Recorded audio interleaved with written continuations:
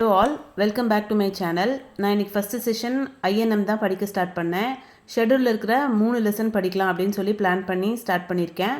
Current affairs class ஆஃப்டர்நூனுக்கு மேலே தான் attend பண்ணணும். 2 o'clock மேலே ஆகிடுச்சு இது முடிக்கவே. எனக்கு INM படிக்க ரொம்ப பிடிக்கும். ஏன்னு கேட்டிங்கன்னா ஹிஸ்ட்ரியிலேயே எனக்கு ரொம்ப இன்ட்ரெஸ்டிங்கான டாபிக் எதுன்னு கேட்டிங்கன்னா நான் INM தான் சொல்லுவேன். எனக்கு படிக்க அது இன்ட்ரெஸ்டிங்காக இருக்கும், ஒரு ஃபீல் இருக்கும். இது முடிச்சுட்டு நான் லைவ் டெஸ்ட்டும் பிஒய்க்யூவும் பார்க்கணும். இன்றைக்கி இதுக்கு எப்படி இருந்தாலும் அது எனக்கு பார்க்க டைம் இருக்காது. நான் 3 o'clock வரைக்கும் தான் படிக்க முடியும். 3 o'clock மேலே நான் வீட்டு ஒர்க்கெல்லாம் ஸ்டார்ட் பண்ணணும். ஈவினிங் பசங்க வரத்துக்குள்ளே எல்லா வேலையும் முடிச்சிட்டேன்னா அவங்க 7 மணிக்கு மேலே படிக்க உட்காருவாங்க. அவங்களோடய நான் ஜாயின் பண்ணி படிச்சிடலாம் அப்படின்னு சொல்லி பிளான் பண்ணி வச்சுருக்கேன். அவங்களோட படிக்க உட்காரும்போது மேக்ஸிமம் மொபைல் யூஸ் பண்ண தேவையில்லாத சப்ஜெக்ட் எதுவோ அதை தான் சூஸ் பண்ணி படிப்பேன். ஸோ அவங்களும் டிஸ்ட்ராக்ட் ஆக மாட்டாங்க. பசங்களுக்கு evening 7:15 to 8:15 mental ability class இருக்கும். அந்த டைமில் அவங்களோட நான் ஜாயின் பண்ணிப்பேன்.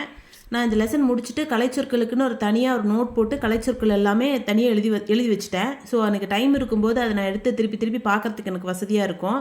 நீங்களாம் எப்படி கலைச்சொற்கள் படிக்கிறீங்க, எப்படி டைம் மேனேஜ் பண்ணுறீங்க, உங்கள் ப்ரிப்ரேஷன்லாம் எப்படி போகுது அப்படின்னு எனக்கு சொல்லுங்கள்.